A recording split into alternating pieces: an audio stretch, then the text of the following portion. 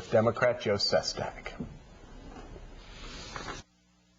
What I learned in the Navy is it wasn't a breeding ground for liberals or conservatives, or anybody who believed in an ideology. It was a breeding ground for problem solvers. Congressman Joe Sestak shocked the Pennsylvania political establishment once already. My change in party will enable me to be re-elected. That commercial before the May primary helped launch the relatively unknown congressman from the Philadelphia suburbs to a historic election victory over five-term incumbent Arlen Specter. Now, Sestak faces conservative former Congressman Pat Toomey for Specter's seat in the U.S. Senate.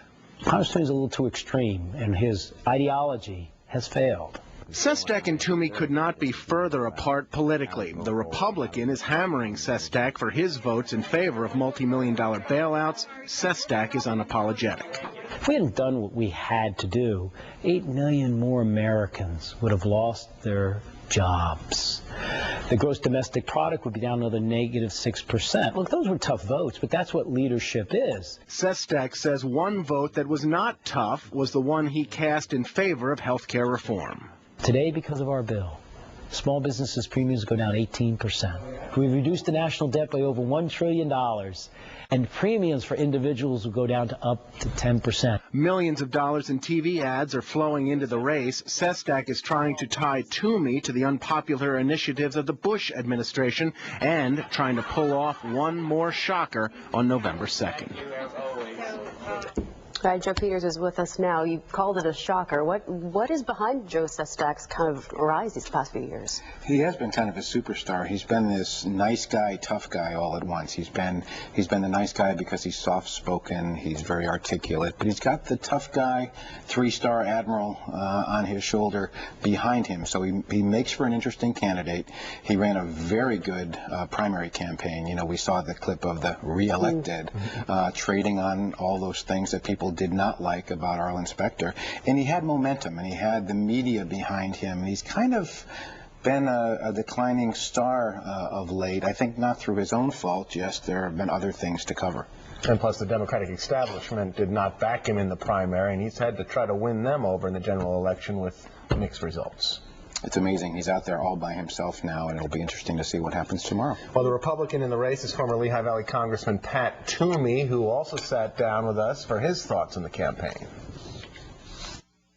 As Joe and I have very, very different views about how we move forward and how do we get this economy moving. And for Republican Pat Toomey, the economy is what he's talking about the most in this campaign. The conservative former congressman from the Lehigh Valley says he wasn't going to get back into politics until he saw what he says was the government taking a dangerous lurch to the left with bailouts and an expensive health care reform.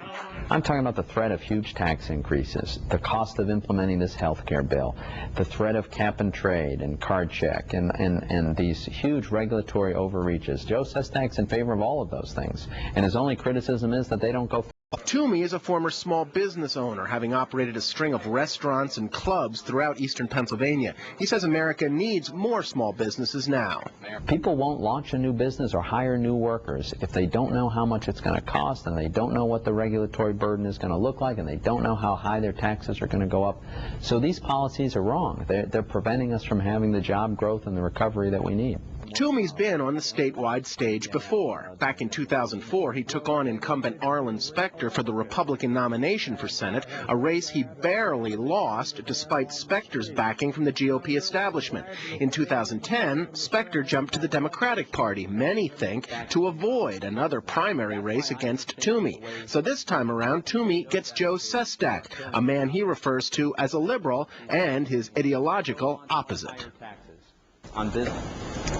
Pat Toomey, polls show that he's up slightly, but it's very close. You know, Toomey a few years ago would not, I don't think, be this close and perhaps even leading. He was seen as very rigid and conservative, but I think with the advent of the bailouts and people being tired of government spending, Toomey's very much the traditional Republican of let the marketplace take care of itself, less spending, lower taxes, it'll all trickle down and we'll do much better. And he certainly thought he was running against Arlen Specter again in 2010. Interesting, as we looked at both those packages, it seemed both candidates were running against Arlen Specter during the last primary. All right, Joe, stay put. We'll have much more to talk with you about as we move on here tonight. Well, the race for governor was between Tom Ridge and Mark Single. The race for Senate featured in